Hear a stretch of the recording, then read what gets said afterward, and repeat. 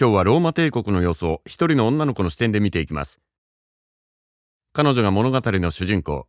お父さんの豪邸のアトリウム中庭で自画像を描いています。名前はドミティア。まだ5歳です。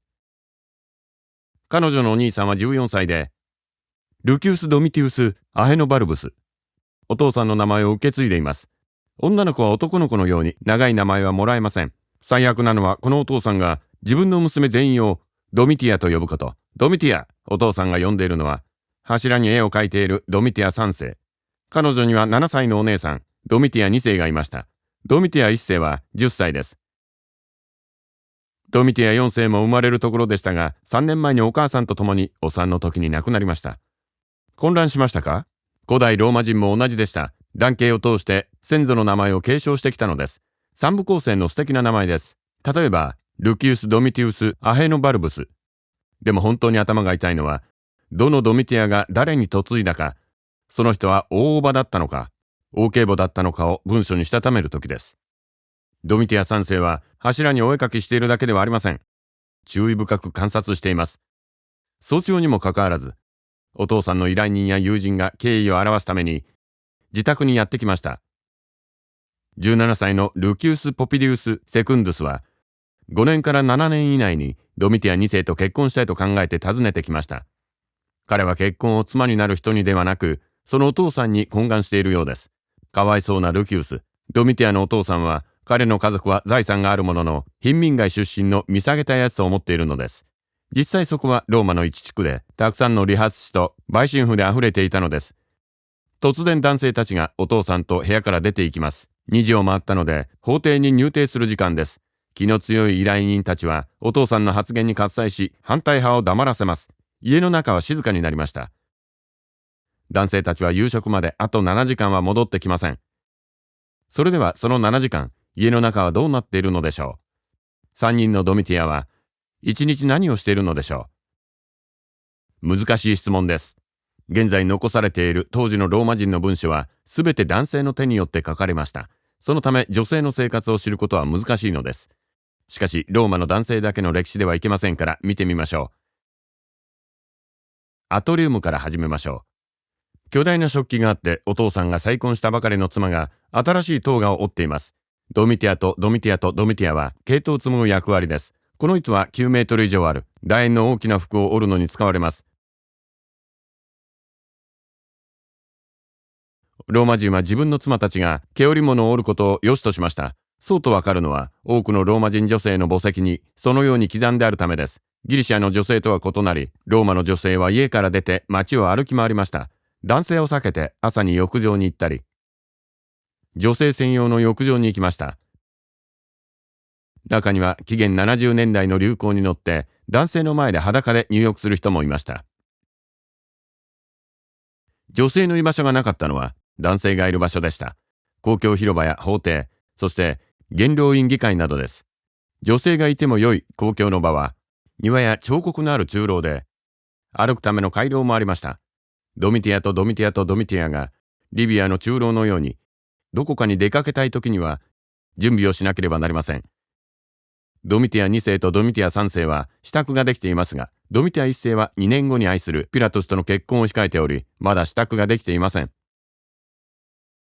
準備が遅いのではなく、もっとやることがあるのです。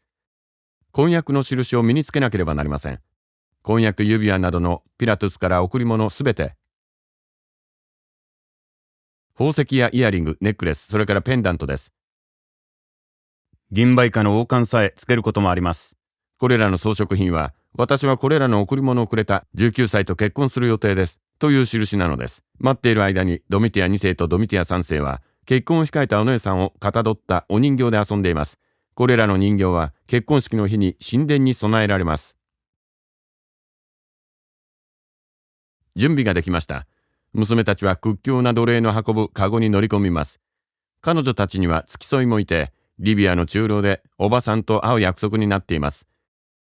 奴隷たちによって高く掲げられて、娘たちはカーテン越しに眼下の雑踏へと目を向けます。街を通り抜け、コロッセウムを通り過ぎると、脇道に入って丘を登ってリビアの中廊へと向かいます。初代皇帝アウグストゥスの妻リビアによってベリウス・ポッリオの屋敷跡に作られました。彼はあまり良い人ではなく、お皿を割っただけで奴隷を池のウナギの餌にしようとしたこともあるような人です。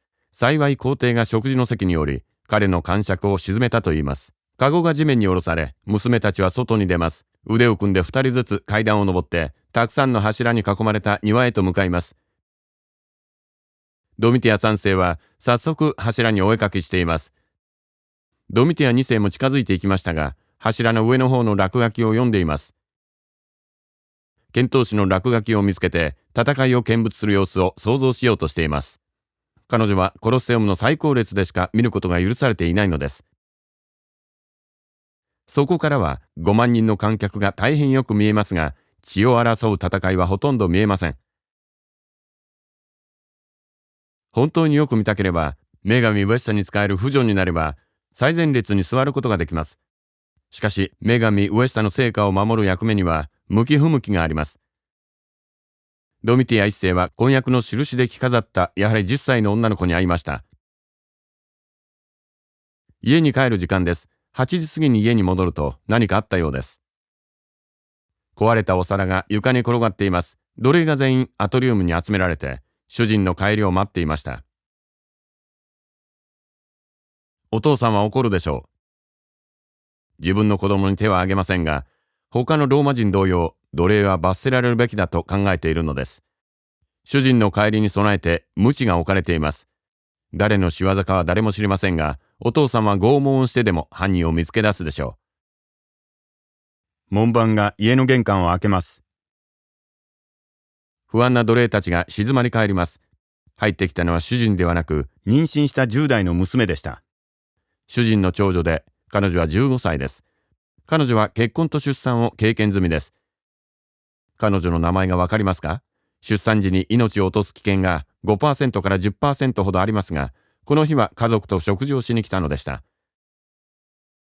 10代の母親として、彼女は子供を産み育て、名前を継いでくれる跡取りを夫に授けることで、立派な妻の役目を果たしています。家族は食堂へと向かい夕食をとります。お父さんはどこかで夕食に呼ばれているようです。夕食が終わると、娘たちはアトリウムを通ってお姉さんを見送ります。お姉さんはカゴに乗ってお父さんの護衛に付き添われています。家に戻ってアトリウムを通ります。奴隷たちが老いも若きも男性も女性も主人の帰りを待っています。主人が戻ると罰を与え、暴力と恐怖によって自らの権力を奴隷たちに見せつけます。どの奴隷が浮き目に遭うかわかりません。しかし娘たちは上の階で寝る準備をするのでした。歴史がお好きな方はぜひチャンネル登録をお願いします。ジュリアス・シーザーに対する陰謀からバナナの暗い歴史まで、毎週様々なアニメーションを公開しています。